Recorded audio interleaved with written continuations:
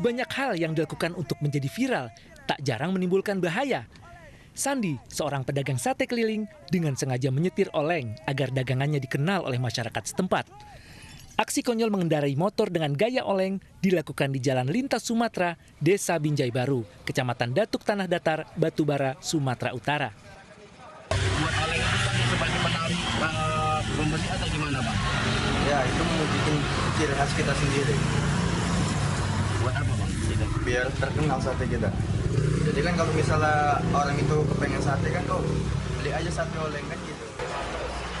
Walaupun aksi oleng ini dilakukan dengan sengaja, Sandi tak menyangka jika motornya saat itu mengalami remblong sehingga menabrak truk yang tiba-tiba berhenti. Dari Batubara, Sumatera Utara, Fadli Pelka, iNews melaporkan. Ada sate oleng. Apakah ada partai yang tengah oleng? Kita lihat nanti. Pertikaian internal Partai Demokrat dipicu ketidakpuasan kader terhadap kepemimpinan Ketua Umum Agus Harimurti Yudhoyono. Tetapi sejumlah pengurus membantah tudingan adanya kudeta. Para pendiri Partai Demokrat seperti Hengki Luntungan, Yus Sudarso, dan Ahmad Yahya. Mereka merupakan pengurus pimpinan pusat dan pimpinan daerah. Para politisi senior partai menyatakan tudingan Agus terkait isu kudeta dan menyeret pihak eksternal tidak tepat. Mereka juga menilai kepemimpinan Ketua Umum Partai Demokrat Agus Harimurti Yudhoyono yang tidak sejalan dengan ADART partai. Bahkan para pendiri Demokrat ini mengatakan pengangkatan AHY sebagai Ketua Umum terkesan dipaksakan.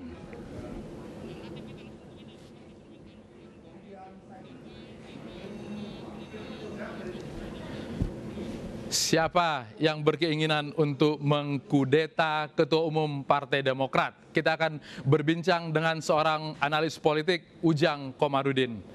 Dan nanti juga akan bergabung Max Sopakua, juga ada dari Partai Demokrat, Kepala Badan Komunikasi Strategis, Herjaki Mahendra Putra. Saya ke Pak Ujang dulu. Pak Ujang, bagaimana Anda melihat ribut-ribut internal Partai Demokrat, tapi kemudian menjadi konsumsi eksternal ini? Iya, sepertinya Demokrat sedang digoyang ya.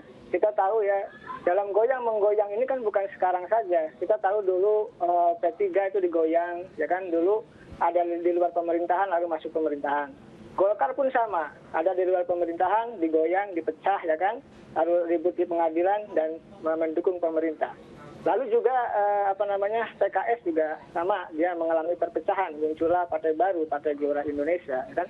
Dan PAN, kita juga PAN itu mohon maaf ya, sama juga PAN itu ada indikasi kudeta juga terhadap Amin Rais gitu sebagai pendiri, ya kan. Lalu dihempaskan begitu saja gitu, tentu dengan dukungan dugaan ya, kekuasaan dugaan gitu ya. Nah, lalu yang terakhir adalah Partai Berkarya. Partai Berkarya sangat jelas itu, di mana Tommy Soeharto yang sah dan legal ya dalam konteks kepemimpinan partai lalu diambil alih ya kan melalui kongres luar biasa gitu kan oleh Pak Muhdi PR, dan itu tidak lama lalu di-SK-kan oleh Kemenkumham gitu kan.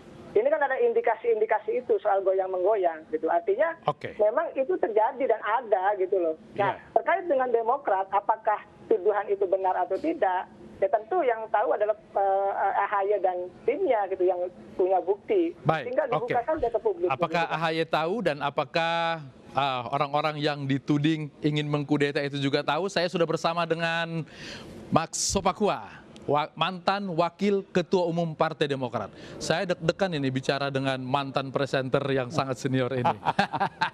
Pak Max, apa kabar? Alhamdulillah sehat walafiat. Ada 5 kelompok yang ingin mendongkel AHY. Pak Max masuk yang mana? 5 kelompok? Ya.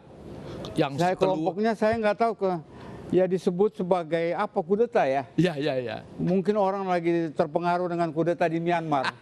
Iya. Sehingga ikut-ikut kudeta pula di Partai Demokrat gitu ya. Tapi sebetulnya apa yang sedang dilakukan oleh Pak Max dan kawan-kawan senior Partai Demokrat? Saya sebenarnya begini, saya nggak terlalu mengerti persoalannya. Saya lama sekali istirahat di rumah. Dan saya 5 bulan istirahat setelah saya lakukan bypass jantung saya. Ya. Dan sekarang saya lepas dari berbagai persoalan. Dan kegiatan saya adalah di lapangan golf. Ya. Tapi kemarin ini saya kaget karena ada yang telepon saya. bahwa nama Yu masuk sebagai salah satu orang yang mau mengkudeta partai. Ya. Saya tanggapi itu sebagai sesuatu yang biasa-biasa saja. Saya kasih tahu di politik itu banyak sekali terjadi. PAN juga mengalami hal yang sama, Berkarya juga mengalami hal yang sama. Ya, sekarang muncul rebound dan lain sebagainya gitu. Semua fenomena ini adalah fenomena politik. Ketika negara ini memang memerlukan format-format kepemimpinan yang rasional. Pak Jokowi sebentar lagi tanggal 2024 selesai. Artinya sebetulnya ketika kemudian AHY menyatakan ada orang luar dan ada bekerja sama dengan orang dalam menginginkan perubahan di tubuh Partai Demokrat, itu hal yang wajar karena melihat partai-partai yang lain tadi. Saya kira begini, ketika fenomena ini sedang terjadi bahwa ada mencari pemimpin di 2024, orang mulai gerah gitu kan. Ya. Mencari peluang dan lain-lain. Dan kalau orang mencari peluang wajar-wajar saja. Persoalannya sekarang diangkat ke permukaan sebagai sebuah fenomena yang tidak lazim. Padahal kalau ikuti apa yang disebut KLB dan lain, anggaran dasar mengiyakan. Dalam anggaran dasar, anggaran rumah tangga itu ada di sana. Tetapi jangan diselewengkan. Artinya ketika Anda bicara mengenai hal itu akan dilakukan, ada fenomena yang juga menyampaikan bahwa ada prosedur berapa jumlah suara yang harus Anda dapat untuk melakukan sebuah KLB. Kalau itu memadai, baru kita lihat rupanya ada tidak sinergi di dalam kepemimpinan. Sehingga terjadi hal-hal seperti itu. Yang terselewengkan dari pernyataan Ketua Umum AHY itu yang mana? Bahwa akan ada ALB, benar? Akan ada KLB? Ya, saya kira kalau misalnya dikatakan kudeta itu nggak main-main. Tapi KLB ada rencana dari Pak Max dan kawan-kawan melaksanakan KLB itu? Saya tidak pada posisi merencanakan itu karena saya baru ketahuan, kemarin ini baru saya tahu. Tapi kalau sampai terjadi KLB, sampai terjadi hal-hal seperti itu, berarti ada sesuatu yang tidak memuaskan bagi masyarakat Demokrat, teristimewa para kader terhadap kepemimpinan Pak AHY. Nah, saya cuma mengatakan gini ya. Ketika Pak AHY pertama kali mau memimpin, fenomena tagline-nya adalah muda adalah kekuatan. Iya. Muda adalah kekuatan. Sehingga pengurusnya juga muda-muda semua. Itu saya pegang dan saya salut. Muda adalah kekuatan. Ini persoalan kekuatan, bos. Selesaikan di dalam. Jangan sampai kirim surat ke presiden segala. Ini berarti kita harus selesaikan di dalam. Baik. Ini internal persoalannya, bukan eksternal. Bahwa kemudian ada dituding ada pihak-pihak luar, terutama dengan orang lingkar Jokowi bertemu dengan kawan-kawan Demokrat yang tidak puas ini, itu ada? Ya, itu bukan sesuatu yang luar biasa. Itu biasa. Itu hal biasa, sama saja Anda misalnya orang datang ke Anda, "You mau kawin siri nggak?" Ya. Boleh dong. Boleh. Bahwa saya tidak mau urusan lain. Anda tidak mau urusan lain. Tapi bahwa bertemu untuk membincangkan itu hal yang biasa. Sesuatu yang wajar.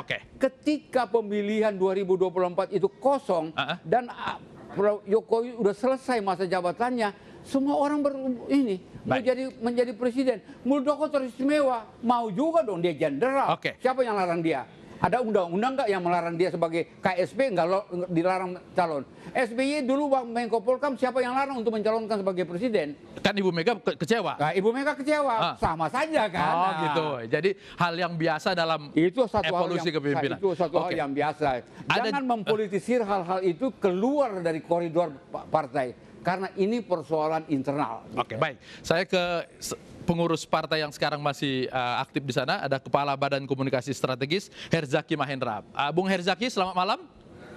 Malam, suara saya cukup jelas terdengar? Cukup masuk, ya. Baik, Bung Herzaki, saya bersama dengan Pak Maxo Pakua di sini. Kenapa kemudian masalah internal dikeluarkan menjadi konsumsi eksternal? Apakah memang tudingan-tudingan yang disampaikan itu benar-benar terjadi atau asumsi atau bagaimana? Gini, pertama ini mesti kita sama-sama klarifikasi dulu, mesti perjelas dulu. Ini sama sekali bukan masalah internal saja. Karena kalau internal saja itu kami juga dari sebulan yang lalu mendengar ada gerakan-gerakannya, maklumlah kan, mungkin dari yang masa lalu dan juga mantan yang merasa kepengen juga tetap bergabung ya. Dan kami menganggap biasa saja, tapi kemudian ini menjadi serius karena 10 hari yang lalu beberapa pengurus kami yang pemilik hak suara mendatangi Ketum AHY ya mendatangi DPP menyampaikan bahwa ada usaha dari pihak luar yang kemudian ingin mengambil alih secara paksa kepemimpinan Ketum AHY melalui KLB. Dengan cara apa? Mereka pertama mengontak semua ketua-ketua DPD itu level provinsi. Yang kedua, mereka kemudian mengontak ketua-ketua DPC.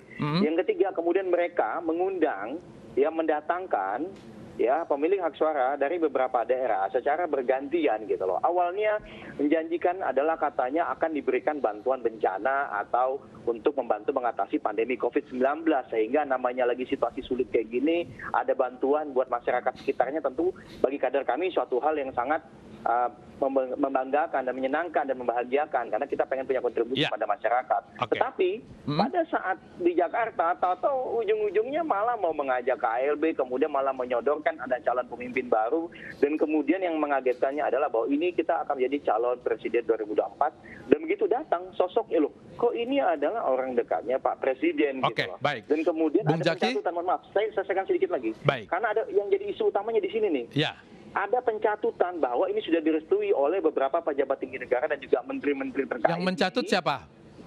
Para kader Anda atau pelaku gerakan? Pelaku gerakan ini.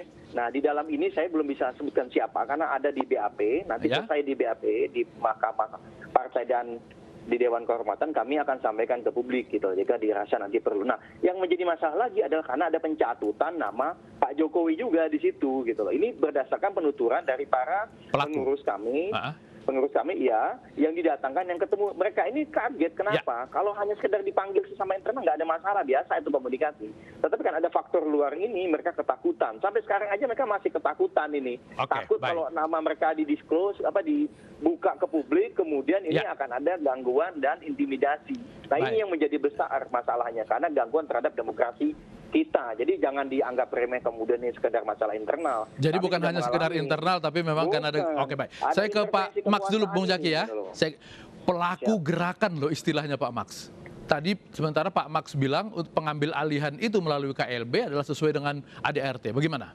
Ya, kalau disebut pelaku itu kan saya katakan tadi sebagai partai politik dan orang-orang intelek di sana lakukan investigasi dan observasi. Benar atau tidak orang-orang ini, jangan hantam ke Romo. Ya, kami bukan orang dari hutan. Kami pejuang Partai Demokrat. Kami yang membesarkan Partai Demokrat. Di bagian mana yang harus dibantah? Katanya ada beberapa orang bertemu dengan kepala. Justru investigasi itu perlu. Siapa-siapa yang bertemu itu sampaikan ke publik. Oke. Ya. Pak Max merasa bagian yang dituding? Saya dituding. Bung Herjaki, Pak Max masuk dalam pelaku gerakan yang Anda maksud? Tidak ada penyebutan nama Pak Max yang kami tahu. Ya, ketum kami juga tidak ada menyebut, bahkan dalam salah satu ciri yang disebutkan dalam pernyataan yang saya kesal, tidak ada sebutkan nama, itu tidak ada yang mengarah sama sekali ke Pak Max. Dan kami juga tidak ada sama sekali. Saya ada beberapa kali interview dengan TV. Jadi Pak Max ini yang merasa berarti? Tidak ada menyebutkan bukan nama merasa, Pak Max. semua media hari ini sampai hari ini menyebutkan nama saya. Anggota Majelis Tinggi Pak Sarif Hasan menyebutkan nama saya dengan beberapa orang yang lain sebagai pelaku langsung kudeta. ada nama itu. Nama saya. Ketua umum tidak menyebut, tapi ada ketua yang menyebut nama saya. Ya. Semua media menyebutkan nama saya. Siapa yang membantai itu? Klarifikasi. Makanya saya bilang investigasi dan observasi itu penting bagi sebuah partai politik. Jangan hantam ke Romo. Pak Max, ini keberatan ikut disebut sebagai orang yang ingin menggagas KLB atau karena disebut tapi tidak ikut, itu yang bagian mana yang keberatan? Saya keberatan menyebutkan nama saya karena saya tidak tahu persoalannya. Oke, baik. Gimana Bung Jaki? Ya, kalau dari saya sangat jelas. Pada saat konferensi pers kemarin, nama Pak Max tidak disebut oleh ketum kami. Yang kedua, pada saat surat ke Presiden, tidak ada penyebutan nama Pak Max Pakua juga. Dan saya sebagai satu-satunya jubir resmi dari Partai Demokrat, juga tidak pernah sekalipun menyebut nama Pak Max Pakua dalam berbagai pernyataan saya yang dikutip oleh media selama beberapa hari ini gitu loh. Jadi kalau kami sampaikan, ya mohon maaf nih, sama sekali tidak ada. Dan ini jangan dipecahkan kemudian gitu. Dan kami saya kira kalau saya tidak disebutkan dan tidak ada peranannya, Anda tidak mengundang saya ke E-News TV malam ini. Ya. Karena Anda baca nama saya disebutkan di semua media, saya dipanggil ke sini untuk mengklarifikasi. Nah, sekarang saya klarifikasi bahwa Pak Max tidak ikut. Saya tidak tahu mengenai masalah itu. Konteks demokrasi tadi Pak Max bilang. Tapi saya adalah kader Demokrat yang menginginkan KLB. Saya tidak ada sampai ke situ. Karena saya sudah pernah menggagas KLB pada 2 tahun yang lalu. Oke. Ya, Termasuk tidak kelompok jadi. yang tidak puas terhadap kepemimpinan AHY, Pak Max? Ya, kalau soal puas dan tidak puas itu kan kembali kepada diri masing-masing. Baik. Anda tahu misalnya apa seluruh republik ini puas? Ya saya juga mungkin puas, mungkin juga Iya. tidak. Karena berbagai kendala yang mereka alami, Iya. berbagai apa yang mereka lakukan dan dirasakan oleh orang-orang di daerah, kan kita juga nggak tahu Baik, gitu. oke. Yang saya persoalkan adalah ketika kita tidak punya data yang akurat, tapi kita menyampaikan ke publik. Ini persoalan kita, persoalan saya bagian dari Partai Demokrat, biarpun saya sudah tidak ada. Dan saya juga mengundurkan diri dari Partai Demokrat itu 1 tahun yang lalu ketika nama saya dikeluarkan dari Majelis Tinggi ketika AHY menyusun kepengurusan. Di media disebut saya udah keluar 3 tahun yang lalu. Itu sesuatu yang luar biasa. Berarti memang Pak Max tidak masuk karena baru keluar 1 tahun. Di media disebut yang 3 tahun gitu Iya, ya. Dari Pak Ketum tidak ada, tapi dari tokoh lain ada gitu ya. Ya Oke. justru saya nggak mau pusing dengan tokoh Baik, siapa. ya. Saya tahu itu Demokrat Dari yang ngomong. Demokrat. Ya, Jadi sip. saya nggak mau pusing gitu. Bung Zaki, bagaimana Anda menanggapi kemudian ketidakpuasan dari kader seperti ini supaya kemudian Partai Demokrat ke depan bergerak bisa lebih luas lagi? Kalau kami alhamdulillah ini, alhamdulillah bahwa kader kami itu sangat solid sebenarnya. Para pemilik suara, ketua DPD DPC itu sangat solid di belakang ketum AHY dan mereka juga sangat puas. Kenapa? Karena kami ketahuan dalam 9 bulan terakhir ini berbagai lembaga survei itu angka elektabilitas kami trennya sangat meningkat drastis. Ya. Dan yang kedua, di Pilkada kemarin 2020 kami mencatatkan kemenangan yang cukup fantastis karena di atas target dan juga paling tinggi dalam 5 tahun terakhir ini gitu loh. Dan cukup banyak kader kami yang terpilih. Dan ketiga, sentimen di media sosial terkait dengan kebijakan-kebijakan kami ya dalam mengawal kebijakan yang pro rakyat itu sangat ternyata sesuai dengan hati nurani rakyat atau aspirasinya masyarakat gitu loh. Sehingga sangat positif. Jadi agak mengagetkan juga gitu pada saat bicara ada yang tidak puas. Padahal kalau bicara itu kita punya struktur ada, silakan sampaikan kalau misalnya ada ketidakpuasan. Dan kalau misalnya ada riak-riak kecil sederhana, tapi kemudian lagi-lagi tolong mesti diingat ini kejadian bukan riak kecil yang kami permasalahkan, tetapi ada intervensi dari kekuasaan, dari oknum kami sampaikan yang istilahnya sosok pejabat penting yang di dekat Presiden Jokowi dan kemudian ada pencatutan nama pejabat dan saya bahkan kira nama Pak saya Jokowi. tidak Itu yang mesti mempersoalkan apa-apa, artinya kalau memang itu adalah sebuah fenomena yang terjadi ya. Tapi ini persoalan sudah sampai ke urusan dongkel-mendongkel. Ya kan? Sebutannya Pak Max tidak suka ini, dengan itu. Tadi saya lihat, saya baru baru selesai dari satu TV swasta juga habis wawancara. Saya lihat konferensi pers udah saling mendongkel, membicarakan hal-hal yang sudah tidak dan itu tidak baik buat perlu partai ya. dibicarakan, tapi Di luar. dibicarakan lagi. Karena ada konferensi pers tadi. Ya. Nah sekarang persoalan itu kan menjadi bumerang bagi kita semuanya, gitu ya. Saya merasa bahwa adik-adik saya ini yang sekarang pimpin Partai Demokrat itu saya support sejak awal, gitu kan ya.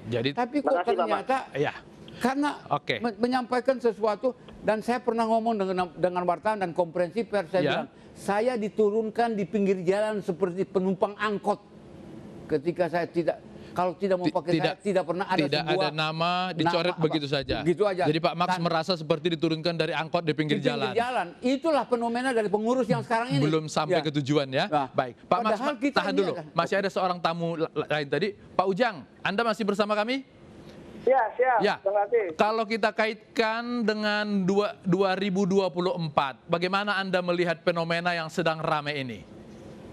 Ya, soal goyang-menggoyang gitu kan, dongkel-mendongkel, kudeta-mengkudeta, itu tadi saya jelaskan di awal pertemuan kita ya. Artinya apa? Itu bisa saja ada indikasi ke arah sana, bisa saja ada patut diduga. Dan itu kan sekarang saat ini mohon maaf sedang dirasakan oleh Partai Demokrat gitu. Nah, bagaimana dengan 2024? Nah, ini begitu menarik ya, dan seksi kenapa? 2024 itu tidak akan ada incumbent. Pak Jokowi sudah 2 periode, Maruf Amin kemungkinan besar tidak bisa nyalon ya karena sudah katakanlah 10 ya. Nah, oleh karena itu akan muncul tokoh-tokoh yang baru gitu loh. Nah, AHY ini kan bagian daripada tokoh muda potensial itu gitu loh. Dan artinya gangguan kepada Partai Demokrat ini mengingat potensi dari AHY untuk menjadi 2024. Iya, dimanapun potensi itu ada gitu loh. Dan itu gini loh. kalau gini, saya nilai ya, kalau pemerintah itu dianggap tanda petik ya kurang bagus dalam konteks penilaian publik, kepuasan rakyat terhadap pemerintah, maka yang akan diuntungkan itu pihak di luar pemerintah. Oke, Nah, yang diuntungkan ini Demokrat salah satunya. Jadi ini begitu. sebenarnya keuntungan untuk Demokrat sebetulnya bisa dibilang begitu juga ya Pak Ujang ya? Makanya digoyang-goyang kira-kira Iya, oke. begitulah. Baik, makasih Pak Ujang ya. Oke, saya ke Pak Max lagi. Tadi di waktu konversi itu ada juga yang mengait-ngaitkan bahwa antara Ibas dengan AHY ini ada ketidakcocokan. Benar demikian, Pak? Saya tidak melihat itu dan saya tidak pada kapasitas untuk membicarakan itu. Oke. Ya. Saya kira para pengamat politik, media lebih cepat menilai daripada kita-kita ini gitu ya. Ya. Karena saya juga tidak mau masuk ke hal-hal yang sebenarnya bukan domain saya gitu. Ya. Oke. Tapi kalau kita lihat bahwa format manusianya ya, Ibas itu perfect di politik Dibanding? dibanding AHY. Oh, oke. Dia pernah jadi sekjen, Ya. dia sekian kali, 3 kali jadi anggota DPR, kemudian banyak berorientasi dengan hal-hal dengan partai-partai yang lain, Ya. fraksi-fraksi yang lain di DPR. Itu modal utama dia karena Anda tahu etalase dari partai politik ada di DPR.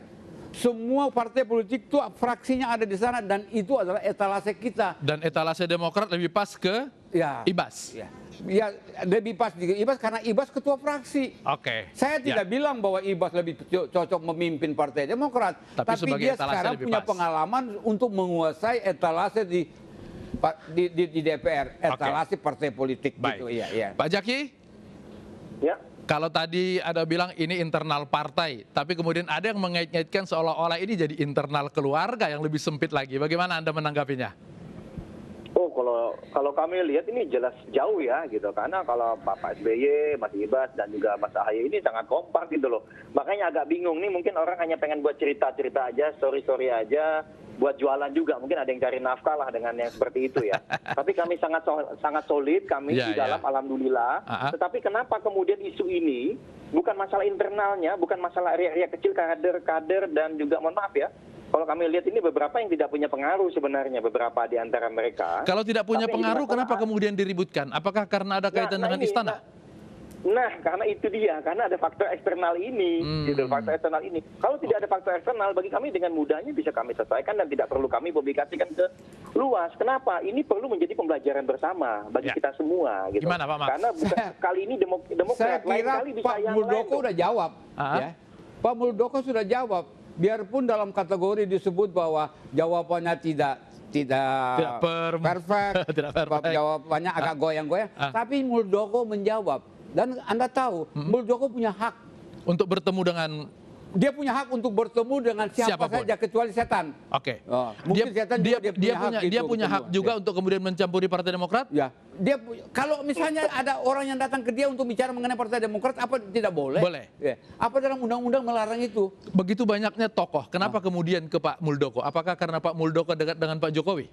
Ya, itu salah satu fenomena yang memang terlihat gitu. Orang tidak akan mengambil seorang pengemis untuk menjadi seorang pemimpin. Ya, oke. Orang harus, saya minta Anda jadi penyiar, Anda tidak mungkin seorang yang hanya di jalanan saja. Wah, nanti dia jadi penyiar e-news bagaimana nantinya ini?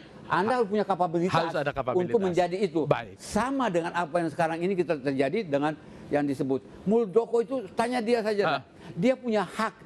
Kalau dia tidak mau, provocated gitu kan. Oke. Artinya ketika ketemu Pak Muldoko memang karena ada faktor Pak Jokowi sehingga kemudian Pak Muldoko ditemui. Kebetulan Muldoko ini KSP.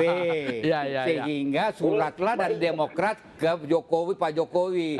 Tolong Pak, ini Pak Muldoko apa Bapak restu atau tidak? Posisi Pak Jokowi tidak pas. Jangan diseret-seret ke sana. Jangan diseret Oke. ke sana. Gimana? Ada urusan apa Pak Jokowi dengan Demokrat? Walaupun tadi kenapa menemui Pak Muldoko karena dia sedang dekat dengan Jokowi. Saya juga suka nemu dia di lapangan bola kok. Oke, gimana Bu Jaki? Terakhir. Ini mesti kita mesti dudukan persoalan dengan tepat dulu. Pertama bahwa bukan kader-kader Demokrat menemui Pak Muldoko gitu. Tapi ya. Karena pertemuannya bukan terjadi di rumah. Pak Muldoko bilang di rumah, kenyataannya pertemuannya terjadi di hotel. Artinya Pak Muldoko juga punya peran menginginkan pertemuan. Dan kader-kader kami itu didatangkan secara tersudah sistematis, dibiayain pesawat, dibiayain hotel, dijemput, nah ini mesti satu hal ya. Kemudian yang kedua tadi adalah lagi-lagi, mohon maaf ini ada fatsun politik gitu loh, ini izin. Baik. Mungkin sebagai KSP kan beliau punya tugas membantu presiden lagi pusing masalah pandemi dan krisis ekonomi. Ya fokus aja ke situ. Kok malah Gimana urusan Pak dengan Max? Ya rumah saya kira tangga adik-adik saya ini orang benar. lain. Jaki benar. Gitu. Apa yang dia sebutkan itu benar gitu. Yang mana? Kenapa? Posisi Pak Muldoko Ya. ada di lingkungannya presiden, otomatis kaitannya simbiosis mutualistis Ya. antara Pak Jokowi dengan KSP, dengan, Pak Muldoko. dengan KSP Muldoko itu ada. Ya. Persoalannya sekarang adalah hak pribadi dari masing-masing orang itu harus dipisahkan. Tapi kalau tadi Pak Max bilang bahwa pertemuan dengan dia karena dia dekat Jokowi bukan hak pribadi lagi, tapi hak lembaga dong jadinya. Ya, itu tergantung dari penilaian masing-masing gitu kan ya. Oke, Tidak ada oke. orang yang bisa mengatakan bahwa melarang Jokowi, Ya, melarang Muldoko bertemu dengan siapa Apalagi saja. dalam kaitan bicara Dan politik. tidak perlu Gini aja, meminta gini aja. izin daripada Pak Jokowi. Ya. Kenapa? Kita bicara Muldoko himself, bukan Muldoko Ya. sebagai Sebagai kepala KSP. KSP, ya. Bukan Muldoko Gini, sebagai gini. orang Jokowi. Boleh, Jun. Muldoko himself. Boleh sedikit. Boleh. Ya, terakhir ya, singkat Boleh, saja ya. Coba kita lepaskan, misalnya katakanlah Pak Muldoko besok dicabut posisinya sebagai KSP oleh Pak Jokowi dan dia sebagai Muldoko itself. Ya silakan kalau dia keliling-keliling ketemu dengan kader-kader kami, kira kader kami takut nggak dengan Oke. beliau? Baik. Itu sederhana. Jadi mesti dibedakan sebagai itself dan sebagai Sebagai ada jabatan lembaga. ada lagi-lagi. Dan ini ada amanah besar dari Pak Jokowi kepada Pak Muldoko. Tolong dong bantu Pak Jokowi menyelesaikan masalah pandemi dan krisis ekonomi ini. Jangan Baik. malah sibuk urusan pencapresan. Oke. Fokus sebaiknya Baik, fokus oke. sebagai KSP ya. Pak Herzaki, Pak Ujang Ya. dan Pak Max, terima kasih sudah Sama-sama, bergabung di terima sini. kasih. Mudah-mudahan ke depan Terima kasih, Pak. demokrasi kita jauh lebih baik lagi. Terima kasih ya semua ya. Saya tetap mendoakan Thank you. adik-adik saya ini bisa memimpin partai ini lebih baik lagi. Itu dia. Terima kasih Pak Max. Selamat malam. Selamat malam. Baik. Terima kasih. Puluhan pengguna jalan yang tidak mengenakan masker kocar kasir di razia. Kami segera kembali.